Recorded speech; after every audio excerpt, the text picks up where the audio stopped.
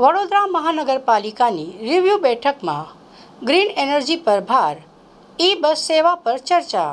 વડોદરા મહાનગરપાલિકામાં આજે મ્યુનિસિપલ કમિશનરના અધ્યક્ષસ્થાને યોજાયેલી રિવ્યુ બેઠકમાં વિકાસ કામોની સમીક્ષા સાથે ગ્રીન એનર્જી પ્રોત્સાહન આપવા ખાસ ભાર મૂકવામાં આવ્યો હતો. સંસ્કારી નગરી વડોદરામાં મહાનગરપાલિકા ખાતે મ્યુનિસિપલ કમિશનરના અધ્યક્ષસ્થાને મહત્વપૂર્ણ રિવ્યુ બેઠક યોજાઈ હતી.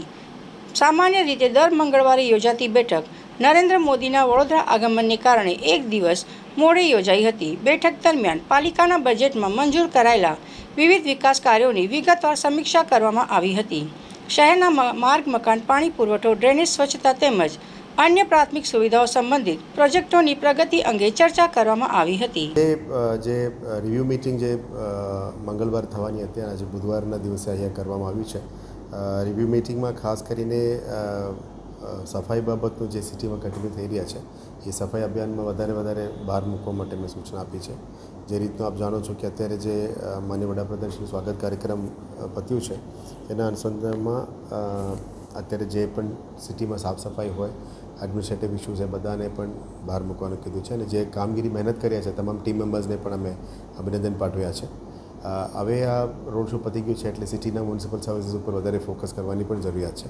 ખાસ કરીને જે 5 મેજર ઇસ્યુઝ છે વોર્ડ લેવલમાં ચૂંટેલા પ્રતિનિધિઓ, પબ્લિક એ બધાની જે કમ્પ્લેન્ટ્સ આવતું હોય, ફોન આવતો હોય, ફોન ઉપાડવાનું, પોઝિટિવ જવાબ આપવાનું અને જે રીતનું લોકલ ઇસ્યુઝને લોકલ લેવલમાં જ સોર્ટ આઉટ કરવાનું અને ઉપર એસ્કેલેટ ના કરે એના માટે આજે તમામ ચારો એક્સીએન્સ અને એમના એસિસ્ટન્ટ કમિશનર્સને પણ સૂચના આપી છે. ડેપ્યુટી કમિશનર્સ દ્વારા જે વીકલી રિવ્યૂ મિટિંગ લેવામાં આવી રહ્યા છે, આ રિવ્યૂ મિટિંગને ધ્યાને રાખીને તમામ ઇસ્યુઝ સ્થાનિક લેવલમાં જ પતવા માટે એમને સૂચના આપી છે. આના પછી સેકન્ડમાં જે બજેટેડ આઇટમ્સમાં મોટા બજેટેડ આઇટમ્સમાં કીધેલું છે મોટા પ્રોજેક્ટ્સ, આ તમામને પણ આગળ વધવા માટે જે ફાઇલ વર્ક છે, ટેન્ડર પ્રક્રિયા છે, ડીપીઆર છે, બધાને પણ આગળ લઈ જવા માટે નક્કી કર્યું છે. સાથે જે 31 મે સુધી પૂરું કરવાનું જે ડ્રેનેજના લાઈનો છે એ બધાનું પણ કામગીરી પૂરું કરવાનું કીધું છે.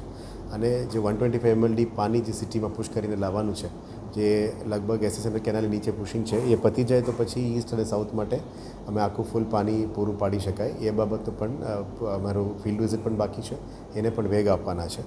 એટલે પાણી ડ્રેનેજનું મેઇન સમસ્યા સિવાય રોડમાં પેચવર્ક્સમાં જે પહેલાં જે ડિપાર્ટમેન્ટલ વર્ક ચાલતી હતી એમાં ક્વોલિટીનો ઇસ્યુ હતો, એને અત્યારે હવે ARC કરીને જે રીતનું રોડ ડિપાર્ટમેન્ટ કરે છે એ રીતનું વોર્ડ લેવલમાં અને ઝોનલ લેવલમાં પણ પેચવર્કની કામ બધા ARC થ્રુ કરવાનું કીધું છે.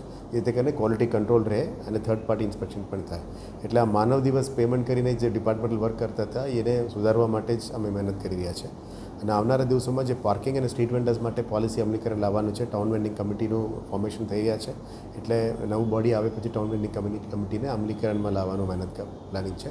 અને સિટીમાં જે પાર્કિંગ પોલિસી પાસ થયું છે, આ પાર્કિંગ પોલિસીના અંતર્ગત અત્યારે બોલીવાર્ડ્સ લગાવવાનું કામગીરી શરૂ થઈ ગઈ છે. આપ જોઈ શકો છો કે અમુક વિસ્તારમાં ફૂટપાથની બહાર બોલીવાર્ડ્સ આવવાનું શરૂ થઈ ગયું. એટલે પાર્કિંગ જે પહેલાં ફૂટપાથ ઉપર કરતા હતા એ બધાને ડિસ્કરેજ કરી રહ્યા છે. 101 પ્લોટ્સ અત્યારે ફ્રી પાર્કિંગ અમે શરૂ કર્યું છે, જેથી કરીને લોકોનું પાર્કિંગ સ્પોટમાં પાર્કિંગ કરવાનું ટેવ આવવાનું શરૂ થાય અને પછી અમે પે એન્ડ પાર્કિંગમાં જઈશું. 24 જગ્યામાં પે એન્ડ પાર્કિંગ પણ શરૂ થઈ ગઈ છે.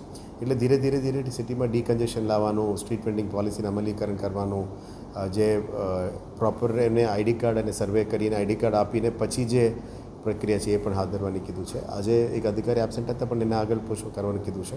નેક્સ્ટ વીકમાં જે આપણે બજેટમાં અનાઉન્સ કરી હતી તમામ સેલ્સ અને તમામ ક્વોલિટી કંટ્રોલ સેલ અને તમામ પોલિસીઝ જે છે એને અમલમાં લાવવા માટે પણ પ્લાનિંગ ચાલી રહ્યા છે અને એ અમલમાં પણ 100% લાવવાનું મહેનત કરી રહ્યા છે. એટલે આવનારા દિવસોમાં બે વસ્તુ જે ઝોનલ લેવલમાં, વોર્ડ લેવલમાં રૂટીન કામ છે અને પબ્લિકના ગ્રીવેન્સીસના કામ છે, પાણી, ડ્રેનેજ, રોડ, રસ્તા, સ્વચ્છતાની બાબત છે, એના ઉપર વેગ આપીશું. અને સેકન્ડ આપણે પ્રોજેક્ટ્સ ઉપર વેગ આપીશું અને ત્રીજું પોલિસીઝ ઉપર વેગ આપીશું જે બજેટમાં કીધેલું છે. બીજું અત્યારે જે ગ્રીન એનર્જી અને ક્લીન એનર્જી ઉપર પણ જે ફોકસ છે એના ઉપર પણ વધારે ભાર મૂકીશું. આપ જાણો છો કે માનનીય વડાપ્રધાનશ્રીએ પણ કીધું છે અને મુખ્યમંત્રીશ્રીએ પણ કીધું છે જે ફ્યુઅલ સેવ કરવા માટે જે ઇસ્યુ છે એમાં હવે ગ્રીન એનર્જી ઉપર જઈ રહ્યા છે. લગભગ 37+ બસીસ આવી ગયું છે. એટલે ટૂંકા સમયમાં ભારત સરકાર જે તારીખ નક્કી કરે એના પછી ગ્રીન ઇલેક્ટ્રિક બસીસને અમે સિટીમાં લોન્ચ કરી દઈશું, જેથી કરીને સિટીમાં ક્લીન મોબિલિટીનું કામ શરૂ થઈ જાય. આવનારા દિવસોમાં વડોદરા ગેસ તરફથી પણ એક પ્રપોઝલ મળી છે, જેમાં સિટીના અંદર જે વડોદરા કોર્પોરેશનના જેટલા પણ ડીઝલ વ્હીકલ્સ છે એને સીએનજીમાં કન્વર્ટ કરવાનું પણ અમારું પ્લાનિંગ છે, જેથી કરીને ફ્યુઅલ કોસ્ટ કટિંગ થાય. અને આવનારા દિવસોમાં નવા પરચેસીસમાં જે વ્હીકલ્સ આવશે એ બધા ઇલેક્ટ્રિક વ્હીકલ્સ ઉપર જઈશું, જેથી કરીને ફ્યુઅલ કન્ઝમ્પશન ઉપર એક ઓછું થાય. અને એનર્જી કન્ઝર્વેશન માટે તો ખાસ કરીને અત્યારે જે એનર્જી કન્ઝર્વેશન અને એનર્જી એફિશિયન્સી રૂલ્સ છે એમાં ઓફિસર્સને તમામ ઓફિસર્સમાં સેન્સર બેઝ થઈ ગયું છે, પણ જે પણ ઓફિસમાં સેન્સર બેઝ નથી એમને અમે રિક્વેસ્ટ કરી છે કે એનર્જી કન્ઝર્વેશન માટે લાઇટ ફેન જ્યારે પણ અધિકારી હોય ત્યારે જ વાપરવાનું, બાકીના ટાઈમ લાઇટ ફેન વાપરવાનું નહીં, એ મુદ્દામાં ચાલી રહ્યા છે. અત્યારે નવા પ્લાનિંગ પ્રમાણે 10 ગ્રીન હાઇડ્રોજન બસીસ માટે પણ અમે માંગણી કરી છે. એટલે આવનારા દિવસોમાં clean charging infrastructure, green hydrogen, green mobility અને જે અત્યારે આપ જાણી રહ્યા છો કે બહાર વડોદરામાં ગરમી પણ વધારે થઈ રહ્યા છે, એટલે પ્લાન્ટેશન ડ્રાઈવ ચોમાસા પહેલાં જે 1 મિલિયન પ્લાન્ટ ડિસ્ટ્રીબ્યુશન અને પ્લાન્ટેશન ડ્રાઈવ છે એના ઉપર ભાર મૂકીશું.